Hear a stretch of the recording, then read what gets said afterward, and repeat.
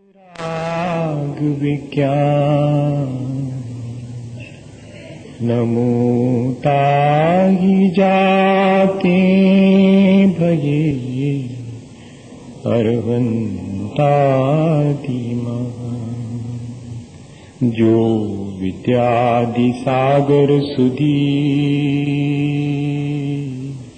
जो विद्यादि सागर सुधी गुरु हैं हितैषी।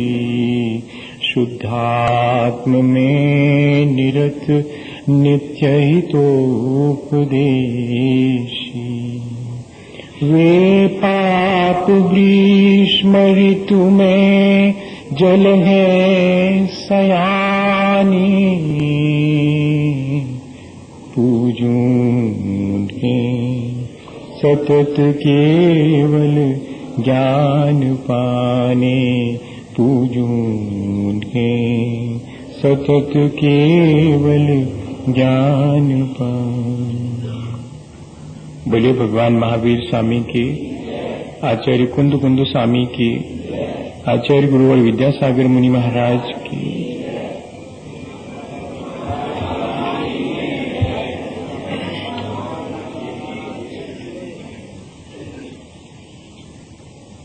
हम सभी के जीवन में हम अनुभव करते हैं कि सुख भी है और दुख भी है, और ये ठीक ऐसा है जैसे धूप छांव है। सूरज उगता भी है और अस्त भी होता है। खेल खेलते हैं तो हार भी होती है, जीत भी होती है। धंधा करते हैं तो लाभ भी होता है, हानि भी होती है। लेकिन कोई अगर इन दो में से किसी एक को स्थायी मान लेवे तो वही उसके दुख का कारण है। और जो दोनों के बीच, दोनों को स्थायी नहीं मानता है और दोनों के बीच शांति से अपना जीवन जीता है, वो बहुत आसानी से अपने जीवन को ऊंचा उठा लेता है। हम लोगों के साथ मुश्किल ये है कि जब सुख के दिन आते हैं, जब हमारे किसी पूर्व पुण्य के उदय से,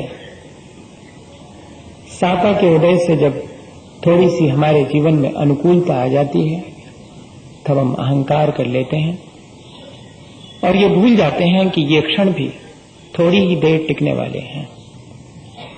और इसी तरह तब उसमें हम गाफिल होकर के भी अपना अहित करते हैं।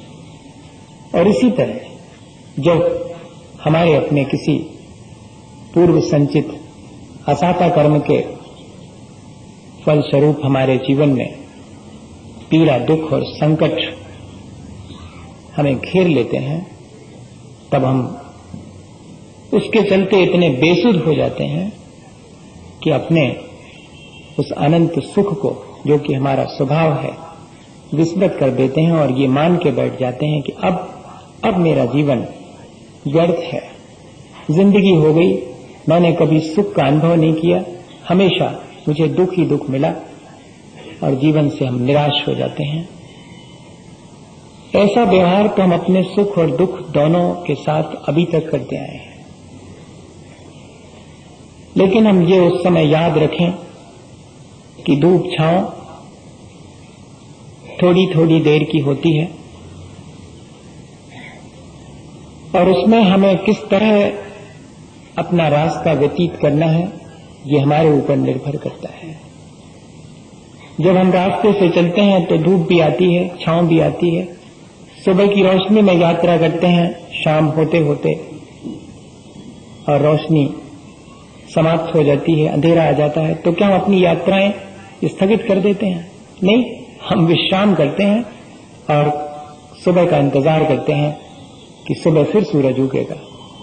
क्या ऐसे ही जब मेरे जीवन में कोई क्षण दुख के आए, क्या मैं उस समय ऐसा ही मान करके कि चलो मेरे विश्व के आए, क्या मैं उस समय ऐसा ही मान करके कि चलो मेरे विश्राम के क्षण हैं, इनमें ज्यादा संक्लेशित होने से कुछ नहीं होगा, शांत रहने से ये आसानी से निकल जाएंगे, ऐसा विचार करते हैं क्या? नहीं कर पाते हैं। ये इतना और अपने को सीखना है।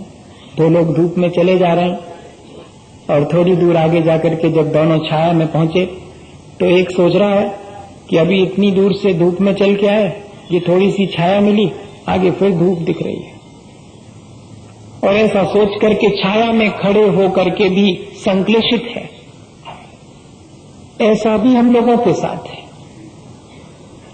और दूसरा व्यक्ति वो भी छाया में खड़ा है और विचार कर रहा है कि देखो कितनी बढ़िया तो छाया है, आगे बस थोड़ी सी धूप है, उसके बाद तो फिर छाया आ जाएगी। वो भी छाया में खड़ा है और छाया का आनंद ले रहा है। सुख के क्षणों में इतने गाफिल नहीं होना कि दूसरे के दुख को न समझ पाए, और दुख के क्षणों में इतने ज्यादा निराश नहीं होना कि फिर जीवन में सुख की आशा ही समाप्त हो जाए। इतना यदि हम सीख लें तो ये सुख और दुख धूप छांव की तरह आएंगे और निकल जाएंगे, मेरा ज्यादा बिगाड़ नहीं कर पाएंगे। क्या ये टेक्निक हमको सीख लेनी चाहिए? है तो अच्छी, पर देर बहुत लगेगी इसको सीखने में। थोड़ा और विचार कर ले में कि मेरे जीवन में सुख के क्षण कैसे मैं ज्यादा कर सकता हूं और दुख के क्षणों को कैसे मैं घटा सकता हूं। आएंगे तो दोनों, लेकिन उनका ड्यूरेशन मैं किस तरह से, जैसे मैं चाहूं वैसा उनका ड्यूरेशन मेंटेन करके रख सकता हूं। और इसके लिए आचार्य भगवंतों ने एक सूत्र दिया है। अगर हमारे जीवन में आज सुख आता है तो उसका कारण हमारे भीतर कहीं मौजूद है। उसके लिए हमने जो एफर्ट किया था वो हमें जरूर याद रखना चाहिए। सुख में इतने गाफिल नहीं हो जाना चाहिए कि मैंने इस सुख के पाने के लिए जो एफर्ट किया है वो भूल जाए। और दुख के क्षणों में भी इतने निराश नहीं होना चाहिए कि अपने बारे में ये ना सोच सके कि मैंने ये दुख आखिर कमाया कैसे, इसका इंतजाम मैंने ही किया होगा। अब मैं आगे सावधानी रखूं, नहीं तो फिर मुझे यही दुख कंटिन्यू, लगातार मुझे इसी दुख को भोगना पड़े। तब एक सूत्र रखा। असल में बात तो सिर्फ इतनी है कि दूसरे को दुख पहुंचाने की सारी चेष्टाएं अंततः अपने को सुख पहुंचाने की हैं, और दूसरे के सुख का विचार करना अंततः अपने सुखी होने का सीधा सच्चा सा उपाय है। लेकिन इतनी जल्दी समझ में आ जाता तो काहे को इतना और बढ़ाते, बहुत मुश्किल होती है। बात तो इतनी सी है कि मेरे द्वारा दूसरे को सिर्फ सुख ही पहुंचे, कभी दुख ना पहुंचे, बस बात इतनी है। सोच इतना ही आवश्यक है। अब इसको कैसे हम अपने जीवन में अप्लाई करें, तो उसके लिए एक सूत्र दे दिया। भूत प्रत्यनुकंपा दान सराग संयमादि योग शांति शौच मिति सद्वेद्यस्य। अगर मेरे जीवन में मैंने साता और सुख का अनुभव किया है तो उसका कारण भी मेरे भीतर है, और अगर मुझे इसे और अधिक बढ़ाना है, अपने सुख को विस्तार देना है, तो फिर मुझे उन कारणों को अपने जीवन में लाना चाहिए। जिन वजहों से मुझे आज सुख मिला वे वजहें क्या रही होंगी, इस पर विचार करें, ताकि इनको फिर से जीवन में ला करके और आगे के सुख का इंतजाम किया जा सके। इसलिए जानना बहुत जरूरी है कि आज मुझे जो सुख मिला है, मैं तो ये सोचता हूं कि मेरे अपने एफर्ट से मिला है, मेरे अपने वर्तमान के एफर्ट से मिला है, पूरा नहीं मिलता। सुख और दुख सिर्फ वर्तमान के ही किए गए कर्म से नहीं मिलता, हमारे अपने पूर्व के संचित कर्म भी उसके साथ जुड़े हुए रहते हैं। ये हम पिछले दिनों समझ चुके हैं। भूत भक्त अनुकंपा, भूत किसे कहते हैं? जो 10 प्राणों से जीता है उसे भूत या प्राणी कहते हैं। भूत का मतलब न पास्ट टेंस है और न घोस्ट है, नहीं तो आप भूत के मतलब और कुछ समझें। भूत के मायने है प्राणी, जो कि आयु आदि प्राणों से जीता है, उस पर अनुकंपा करना। और इतना ही नहीं, प्राणी तो सब हैं, लेकिन उनमें जो व्रती हैं उनका विशेष ख्याल रखना। और व्रती दो ही हैं, शावक भी हैं और साधु जन भी हैं। इन दोनों के ऊपर अनुकंपा का भाव। अनुकंपा के मायने क्या है? आचार्यों ने लिखा कि दया से द्रवीभूत होकर दूसरे के ऊपर आए हुए दुख को अपना मानकर जो भीतर कप जाता है मन, वो कहलाती है अनुकंपा। और हम तैयार हो जाते हैं ठीक वैसे ही जैसे अपने ऊपर दुख आने पर उससे बचने के लिए हम तैयार हो जाते हैं, ठीक ऐसे ही दूसरे का दुख अपना जान करके उसे उससे बचाने के लिए जो प्रयत्न करते हैं वो है अनुकंपा। सिर्फ इतने से काम नहीं चलेगा, चलेगा तो आधा काम चलेगा कि हमारे मन में दूसरे के दुख दूर करने का भाव आ गया, बहुत अच्छी चीज है, आधा काम तो हो गया।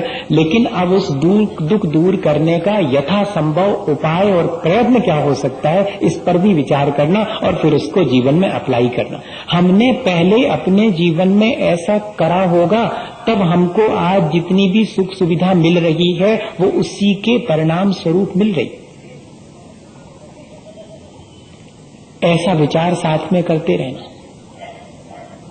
जब भी साता अपने जीवन में जब भी सुख महसूस हो तो फौरन याद आ जाए मैंने कितना पुरुषार्थ किया होगा, पहले मैंने कितनी प्राणी मात्र के प्रति दया से भर करके उनकी सहायता करने का भाव किया होगा। और आज मैं अपने सुख में गाफिल होकर के चाहे जिसकी क्षति करता हूं, मेरी अपनी बिल्डिंग बनवाने के लिए अगर 4 लोगों की मुझे झोपड़ी मिटानी पड़े तो मैं मिटा देता हूं। अरे वाह, मेरे अपने धन पैसे के कमाने के लिए, इकट्ठे करने के लिए अगर मुझे 4 लोगों के गर्दन दबानी पड़े तो मैं तैयार हो जाता। इतना तो दयालु हूं कि चींटी पर पैर नहीं रखता, लेकिन किसी भी संगी पंचेंद्री को मेरे जीवन से मेरे सुख की उत्पत्ति के लिए दूसरे को मुझे दुख में डालना पड़ेगा, इसका मैं ध्यान नहीं रखता हूं। ऐसा विचार आ जाना चाहिए, तब कहलाएगी कि हाँ वाकई में भूत वृत्ति अनुकंपा ये हमारे भीतर आ गया है।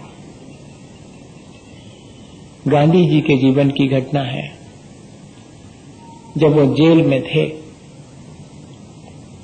सत्याग्रह का अवसर था, तब उनको जेल हुई थी और उसमें एक अफ्रीकन नीग्रो भी था।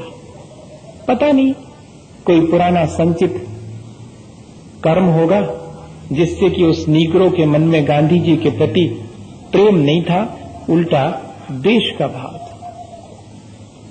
लेकिन गांधी जी के मन में उसके प्रति कोई द्वेष का भाव नहीं था, प्रेम ही था, उसके प्रति दया और करुणा का भाव था।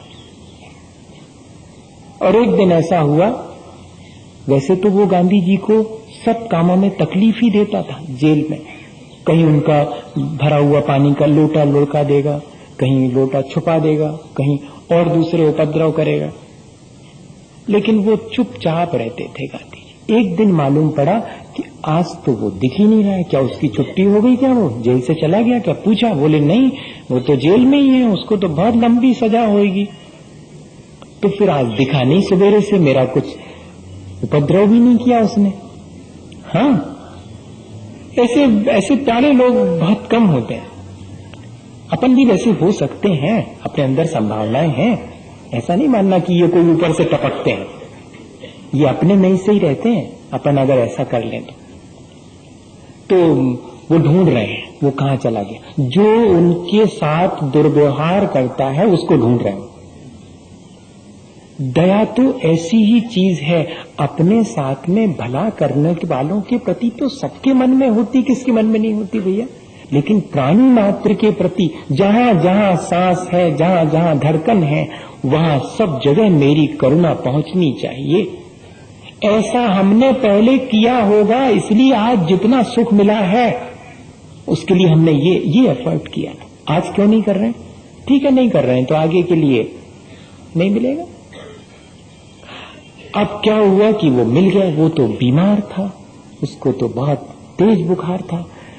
अब गांधी जी पट्टी रख रहे हैं, ठंडी पट्टी, उसका इलाज कर रहे हैं। सारा दिन व्यतीत हो गया, सारी रात कट गई, आंख नहीं लगी और सुबह सुबह जब उसका बुखार कम हुआ, उसने आंख खोली तो वो दंग रह गया कि ये तो वही महाशय हैं जिनको कि मैं इतने दिन से हमेशा तकलीफ देता हूं, क्या ये सारी रात जाग कर मेरी सेवा करते रहे?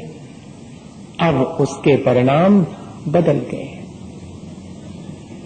कल तक जो दुख में निमित्त बनता था, आज वही एक एक बात का ध्यान रखने लगा कि गांधी जी को कोई कष्ट न हो जाए। और जब गांधी जी सत्याग्रह का वो जेल का समय पूरा हो गया, तब बाहर निकले, तब उसने कहा कि मैं आपसे एक ही प्रार्थना करता हूं कि थोड़ी दूर भेजने के लिए मुझे अपने साथ ले चलो। जेल वालों से कह करके, गांधी जी के कहने से उस व्यक्ति को गांधी जी के साथ जहां उनको लखनऊ जाना था या इलाहाबाद आना था, वहां तक भेजने वो साथ में आया।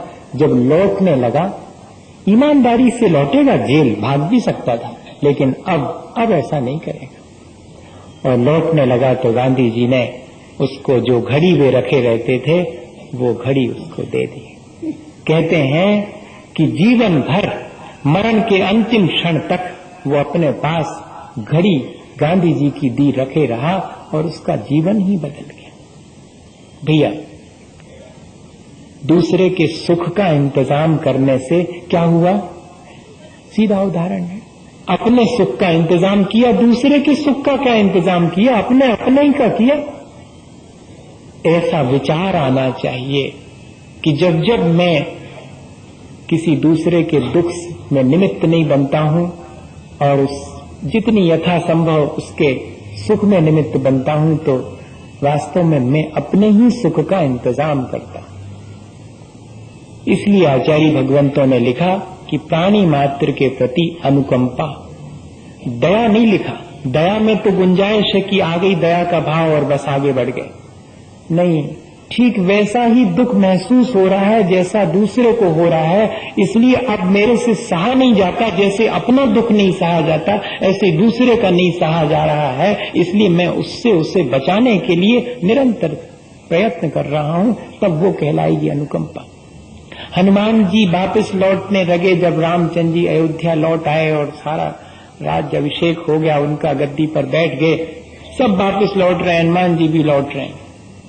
सब तो कह रहे हैं कि सुग्रीव भी कह रहे हैं कि जब आपको जरूरत पड़े तो हमको जरूर याद करना और हम आपके साथ हैं। सब कह रहे हैं और सब जाते समय कह रहे हैं, और हनुमान जी कुछ भी नहीं कह रहे हैं और जा रहे हैं। तो सीता जी ने धीरे से कहा कि और आप तो इतने भक्त हैं, आप कुछ भी नहीं कह रहे, आप तो कुछ तो कहो कि कभी जरूरत पड़े।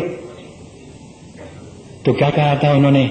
मैं तो यही चाहता हूं कि रामचंद्र जी को मेरी जरूरत कभी न पड़े।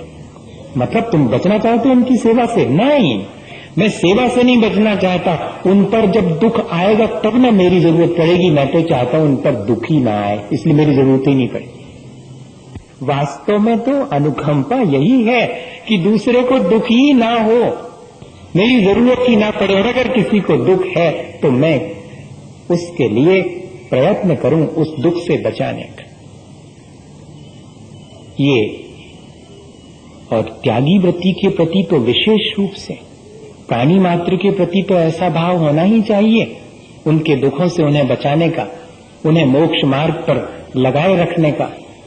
वे सच्चे सुख की खोज में निकले हुए हैं, अगर हम उनकी सेवा करेंगे तो हम भी सच्चे सुख को पालेंगे, इस भावना के साथ। इसलिए विशेष रूप से त्यागी व्रती जनों के प्रति अनुकंपा का भाव, उन्हें कभी भी दुख ना पहुंचे इस बात का ध्यान बना रहे, मेरे द्वारा उन्हें दुख ना पहुंचे। भैया, दूसरे को अपन सुख तो पहुंचा नहीं सकते, अब कौन पहुंचा सकता दुख? सुख पहुंचा सकते क्या? सुख का उपाय कर सकते, सुख पहुंचे न पहुंचे उसके ऊपर। फिर भी हमारे मन में भावना ये होनी चाहिए कि मेरे माध्यम से दुख ना पहुंचे। और फिर उसके बाद कह रहे हैं सराग संयम नहीं, दान, भूत वृत्त्यनुकंपा, दान। दान के बारे में तो अपन बहुत समझ चुके हैं। दूसरे के प्रीति के लिए, दूसरे के उपकार के लिए अपनी वस्तु का त्याग कर देना, ये कहलाता है दान। काहे के लिए? दूसरे के उपकार के लिए, और होता अपना ही उपकार है। देखो, अपन तो ये सोचते हैं कि चीजें जोड़ जोड़ के रख लेंगे तो बहुत सुख मिलेगा, और यहां उल्टी सलाह दे रहे हैं। हम तो अभी तक यही सोच रहे थे कि अपने पास 4 चीजें रहें तो अच्छे रहे। वो भी कह रहे कि दूसरे के उपकार के लिए अपनी 4 चीजें उसको दे दो तो आपको सुख मिलेगा। और है ऐसा ही, है तो ऐसा ही। अपने पास जोड़ के रखने में उतना सुख नहीं है जितना कि दूसरे को दे देने में सुख है। उस सुख का स्वाद जिसने ले लिया है वो जानता है। कंजूस आदमी को उसका स्वाद ही नहीं मालूम। वो स्वयं भी उससे कभी सुख नहीं पा पाता। ध्यान रखना, जिन चीजों को हम दूसरे को देकर के सुख नहीं महसूस कर पाते, उन चीजों से स्वयं भी हम सुख नहीं ले पाते। हमारी आसक्ति हमें सुख लेने नहीं देती उन चीजों का। और अगर हमारे मन में अनासक्ति आ जाए, देने का भाव आ जाए, तो वह वस्तु हमारे पास न रहते हुए भी और दूसरे को दे देने के बाद भी हमें सुख पहुंचाती रहती। बताओ, हमारे पास रहती तो का उतना सुख नहीं पहुंचाती, दूसरे के पास पहुंच जाने पर वो हमें ज्यादा सुख पहुंचाती। ये कैसा सोच रहा होगा। इसलिए ये भी हमारे अपने सुख में एक कारण है। बताइए, देखने में आता है, कोई बहुत कहीं जाने की आवश्यकता नहीं है इस चीज को देखने के लिए। ये तो रोज देखने में आने वाली। दिया नहीं और सुख शुरू हो गया। लेकिन दूसरे के उपकार और दूसरे की प्रीति प्राप्त करने की भावना होनी चाहिए, अपने अहंकार की पुष्टि के लिए नहीं। ये उसके साथ कंडीशन है, तभी सुख पहुंचेगा, नहीं तो नहीं पहुंचेगा। तब तो संक्लेश ही होगा। दे देने के बाद जिस चीज के देने के बाद सुख हो, समझना कि सच्चा दान है। वो सुख जरूर उत्पन्न करेगा देने के बाद। संसार का यश वैभव नहीं चाहिए उसको, सब फीका है उसके सामने। वो जो देने का आनंद है उसके सामने। और अपन ने अगर आज वर्तमान में कुछ पाया है तो इसका मतलब है कि जोड़ जोड़ के रखा होगा, इसलिए नहीं, हमने दिया होगा इसलिए आज पाया है जो कुछ भी मिला है हमें। और फिर कह रहे हैं कि सराख संयम, प्राणियों की रक्षा करना और इंद्रियों पर विजय प्राप्त करना, इसका नाम है संयम। इससे सुख को उत्पन्न होता है। हम तो सोचते हैं कि कोई हमारा प्रोटेक्शन करेगा तो हमें सुख होगा, हम चिंतित नहीं होंगे, हमें दुख नहीं होगा। लेकिन यहां ऐसा कह रहे हैं कि प्राणी मात्र की सुरक्षा करना, उनका संरक्षण करना, उनका घात न हो जावे, ऐसा हमेशा भाव रखना, ऐसी हमेशा क्रिया करना, इससे सुख उत्पन्न होगा। हमारे सुख का इंतजाम हम इस तरह कर सकते हैं। और अपने मन, वाणी और शरीर पर नियंत्रण रखना, क्योंकि ये अनियंत्रित हो जाते हैं तो मेरे दुख में कारण बनते हैं, और अगर इन पर मेरा नियंत्रण रहे तो यही मेरे सुख में कारण बनने लगते हैं। यही संयम है। सामान्य रूप से तो ये लगता है कि संयम बड़े दुख का कारण है, सब तो छिन जाएगा, कुछ तो रहेगा नहीं। कहते नहीं, वास्तव में जो सुख है वो प्राप्त हो जाएगा। बाकी चीजें भले ही कम हो जाएं, सो भैया बाकी चीजें कम ज्यादा होती हैं, उसका सुख दुख नहीं है। जिस व्यक्ति के लिए जितना संतोष है उतना सुख है। देख लो आप, किसी व्यक्ति को अगर बिना शक्कर के दूध पीने की आदत हो गए और किसी दिन उसमें शक्कर नहीं डले तो उसको कोई दुखी कर सकता है? या दूसरे के लिए वो अच्छी मिठाई खाते देख करके उसको दुख हो सकता है? किसी के घर में जिस व्यक्ति की ये आदत है कि बिना कूलर के रहें, उसके घर में कूलर ना हो तो क्या दुख हो सकता है? और दूसरे के घर में कूलर है, इस बात से अपने को कोई बहुत जरूरी है। ठीक है, समय के साथ अगर इन चीजों को अपन समझेंगे तो संभव भी है कि कभी ध्यान में ये आ जाए और अपन इनसे कोई लाभ ले सकें, इसलिए अपन विचार कर रहे हैं। है तो बहुत कठिन कठिन चीजें। मैं आपसे इंटरप्रेट जब कर रहा हूं, जो आपको बता रहा हूं, तब भी मुझे भीतर लग रहा है, इसलिए मैं बीच में बोल देता हूं। भीतर लग रहा है कि है तो मामला थोड़ा कठिन। जितना आसानी से कहा जा रहा है उतना आसान नहीं है इसको करना, क्योंकि अभ्यास जिन चीजों का है वे ठीक इससे विपरीत है। बस मुश्किल ये है और उस अभ्यास को तोड़ना, उस नए अभ्यास को शुरू करना कठिन काम। पर अगर हमारा विचार, अगर हमारी भावनाएं, हमारा रुझान इस तरफ हो जावे तो फिर आसान हो सकता है, इसमें कोई नहीं। और योग का अर्थ है इन सब चीजों में हमारा लीन होना। भूत वृत्त्यनुकंपा दान सराग संयमादि योगा, इन सब में हमारी लीनता। योग का मतलब और नहीं लेना, ध्यान व्यान नहीं लेना यहां पर। और फिर आ गया शांति और शौच। जिसके जीवन में जितनी क्रोध आदि कषायों की निवृत्ति हो गई है वो उतना ज्यादा सुखी है। देख लो, अच्छा गुस्सा करने वाला सुखी है क्या? आप बताओ।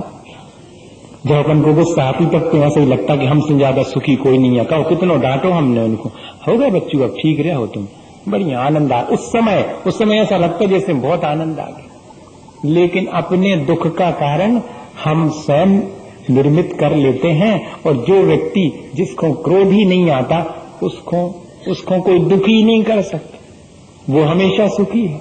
जिसके जितनी कम कषाय है वो उतना ज्यादा सुखी है। और अपन सोचते हैं कि कषाय करेंगे सो सुखी होंगे, उल्टा ही मामला है सब। जितना प्रशम भाव रखेंगे उतने हम सुखी होंगे। और जितनी हमारे मन में संक्लेश और देश भाव से दूसरे से हमारी अनबन तो बाद में होती, पहले अपने आप से अनबन हो जाती, तब तो द्वेष हो पाता, नहीं तो नहीं हो पाता द्वेष।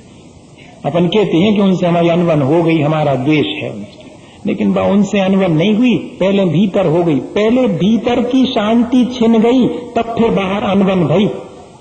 हाँ, ऐसा ध्यान रखना। अपन सोचते हैं कि दूसरे का हमने बिगाड़ किया, सो दूसरे का बाद में होता, पहले अपना हो जाए। हमेशा इस बात की सावधानी रखें कि मुझे अपना बिगाड़ नहीं करना है। अगर इतनी भी सावधानी रखें कि मुझे ऐसा करने से मेरे ही बिगाड़ है, तो मुझे अपना बिगाड़ कौन करना चाहे?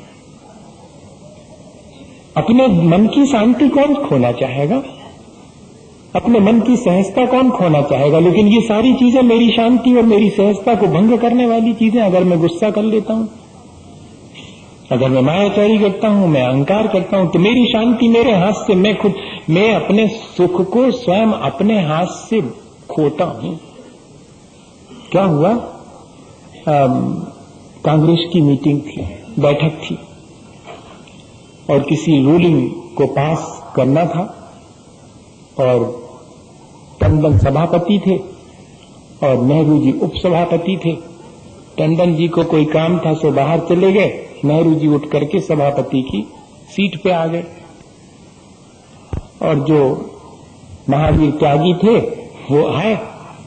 सो उन्होंने वो जो रूलिंग एक्ट था वो सामने रखा और नेहरू जी से कहा कि ये तो अब आप बाध्य हैं, देख लीजिएगा इस धारा को, इसके अनुसार तो इस रूलिंग को आपको पास करना ही पड़ेगा। पता नहीं बहुत देर से ये चूंकि चल रही थी बात और बड़ी तेजी पर थी ये बात, इसलिए नेहरू जी भी बहुत तेजी में थे। उनने अपनी हाथ में जो पेंसिल लिए थे, जो महावीर त्यागी ने उनकी टेबल पर किताब रखी, उसको नीचे खिसका के गिरा दिया कि जाओ ऐसी 60 किताबें रोज लिख सकता हूं। नहीं मानता। उनको भी, सामने वाले को भी इससे इंसल्ट फील हुई। उनने कहा कि अगर सामने से किताब फेंकी गई है तो इस तरफ से भी बहुत कुछ फेंका जा सकता है। संसद में बात बढ़ गई, सब तरफ से आवाजें आई, इनके भी पक्ष से उनके भी पक्ष से, कि माफी मांगे दोनों जन। उतने में आ गए टंडन। नेहरू जी अपनी सीट पर, ये अपनी सीट पर, कोई कुछ कहे इसके पहले ही बात तो नेहरू जी को समझ में आ गई कि गलती तो मेरी हो गई, मेरी शांति मैंने अपने हाथ से छीन ली, दूसरे ने कुछ नहीं बिगाड़ा मेरा। ये बात उनके तुरंत समझ में आ गई। सो टंडन से कहा कि अभी मेरे और त्यागी के बीच में कुछ आपसी बात हो गई, उसको छोड़ो, जो काम की बात है वो कर लो। क्यों त्यागी, सब मेरी बात का से सहमत हो? अब भी क्या कहें सबके सामने, फिर तो लड़ने के मूड में, लेकिन अब क्या कहें जब इतनी बड़ी बात कह दी। और मीटिंग खत्म हुई, लोग तो तैयारी, लोग तो दूसरे के, सब समझ गए सुख में नहीं, दूसरे के उपाध्यायों में जल्दी शामिल हो जाते हैं। लोग तो तैयार बैठे थे कि बस आप देखेंगे अब दोनों जन का। और इससे पहले कि कोई कुछ कहे और नेहरू जी उठे, महावीर त्यागी का हाथ पकड़ा और अपनी कार में उनको बिठाया और ये गए वे गए, बात खत्म हो गई। एक बार ये समझ में आ जाए कि मेरी मन की शांति को छीनने वाली जो चीजें हैं उनसे मुझे बचते रहना है, मेरे अपने मन की शांति बनाए रखूंगा तो अभी इस जीवन में सुख पाऊंगा और आगे भी मेरे सुख का इंतजाम हो जाएगा। लेकिन क्या करें, मैं अपने मन की शांति को अपने ही कर्मों से और खुद नष्ट करता चला जाता हूं जरा जरा सी बातों में और मन को उद्वेलित करके। और मैंने अपने मन की शांति अभी खोई, इतने ही नहीं, इस शांति को पाने के लिए मैंने पहले कितना पुरुषार्थ किया होगा जो मुझे आज मिल गई और मैं उसका ऐसे ही दुरुपयोग कर रहा हूं। जिस सुख को मैंने बहुत मुश्किल से अपने लिए कमाया, उन सुख के क्षणों में अगर हम आगे के सुख का इंतजाम नहीं करते तो हमसे ज्यादा घाटे का सौदा करने वाला और कोई नहीं संसार में।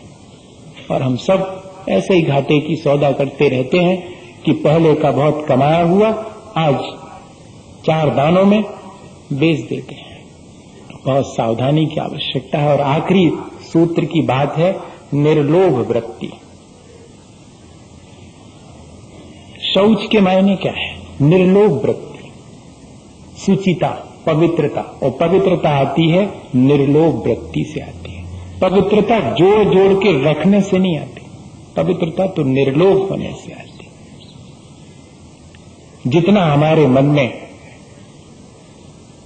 संचय का भाव कम होगा उतना ज्यादा सुख होगा। देख लें अपन, जितना अपन संचय करते हैं क्या वो संचित वस्तुएं मुझे सुख दे पाती हैं? बल्कि उन संचित वस्तुओं की सुरक्षा करने की चिंता और मुझे घेर लेती।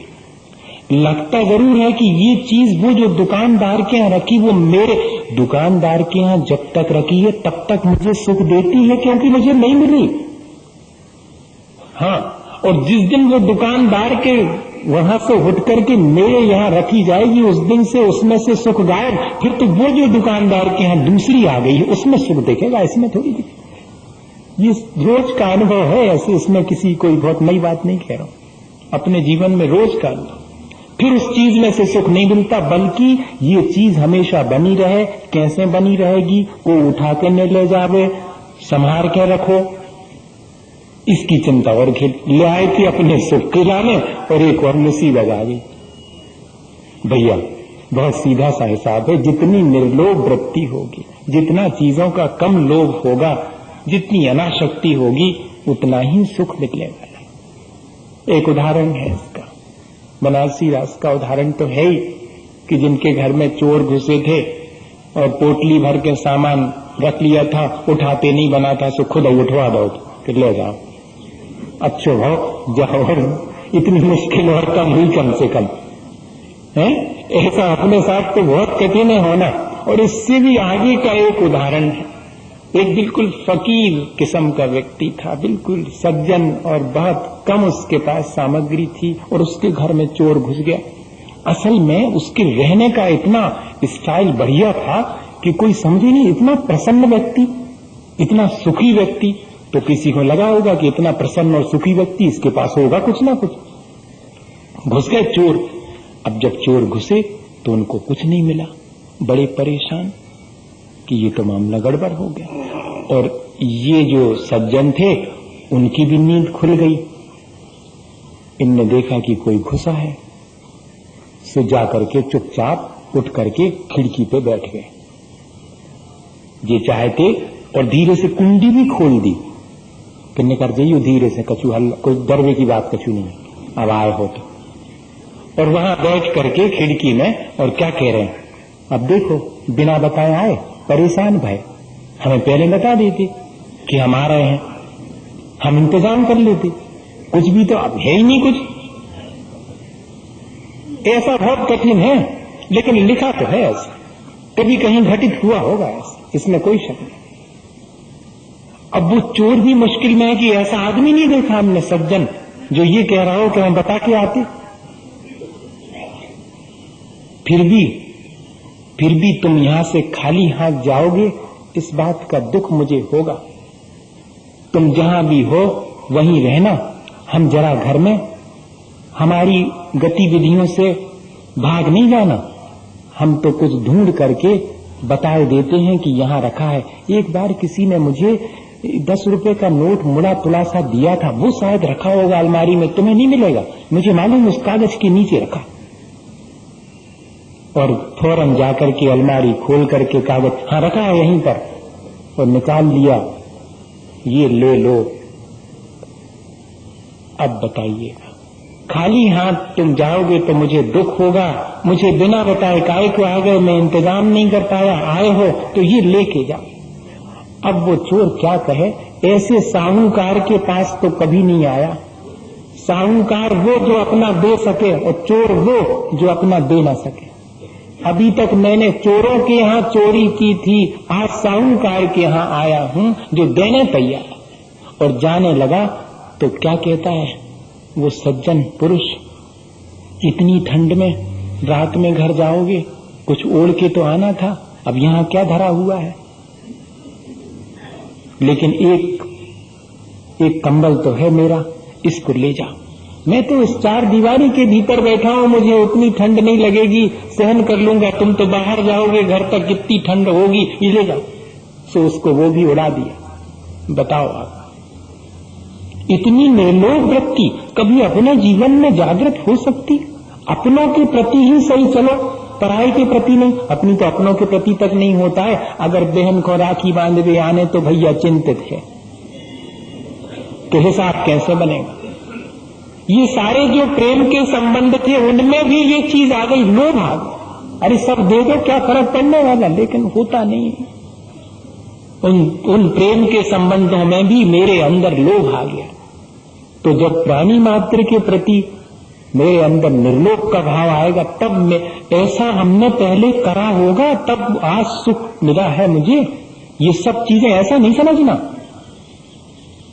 आज भले ही नहीं कर पा रहे हैं, लेकिन हमें जो सुख मिला है उसके पीछे हमने इतना पुरुषार्थ पहले किया होगा, हमें अभी भी करना चाहिए।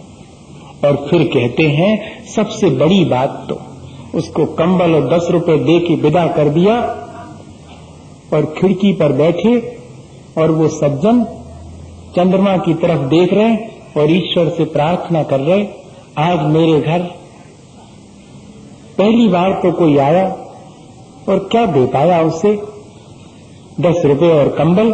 आज अगर मेरे पास ये इतना सुंदर चमकीला चंद्रमा होता तो मैं उसे भी दे देता। और वो व्यक्ति वापस लौट के आया, उसकी मां ने कहा कि किसके यहां से चुरा के ले आए, पचा नहीं पाओगे इतने निर्लोभी व्यक्ति के, जाओ वापस लौटा के आओ। तो वो वापस लौटाने दरवाजे पर खड़ा हुआ है और ये जनाब ईश्वर से प्रार्थना कर रहे हैं, वो तो गदगद हो गया, चरणों में गिर गया। दूसरे की निर्लोभ वृत्ति दूसरे को भी निर्लोभ बनाती है, और हमारी लोभ की प्रवृत्ति दूसरे में भी लोभ जागे। हम अपने साथ दूसरे का घाटा भी करते हैं, ये ध्यान रखना।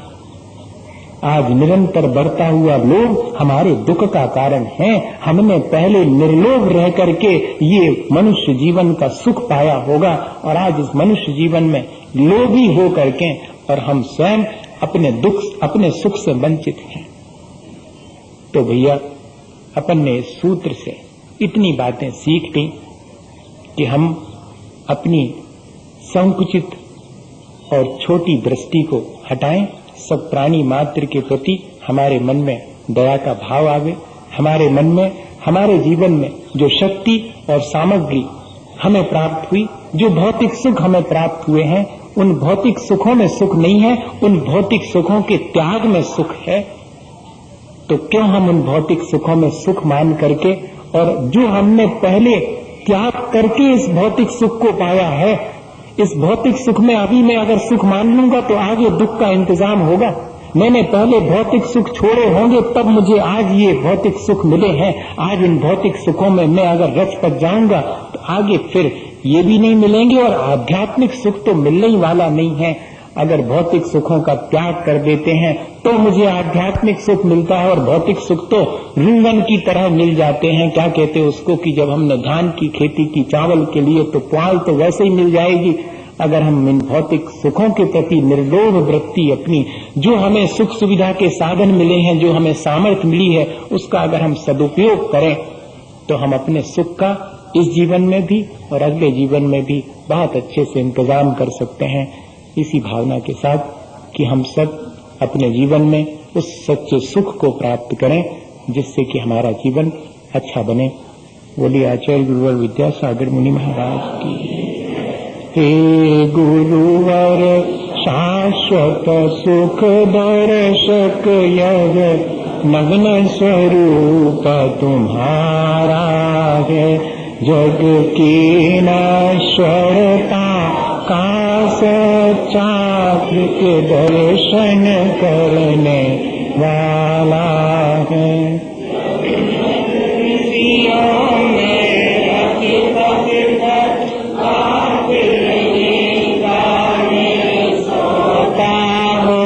अथवा वह शिव के निष्कंटक पथ में विषकंटक बोता हो अनिसा का सन्नाटा वन में बनचारी चरते हो, तब शांत निराकुल मानस तुम तत्वों का चिंतन करते हो।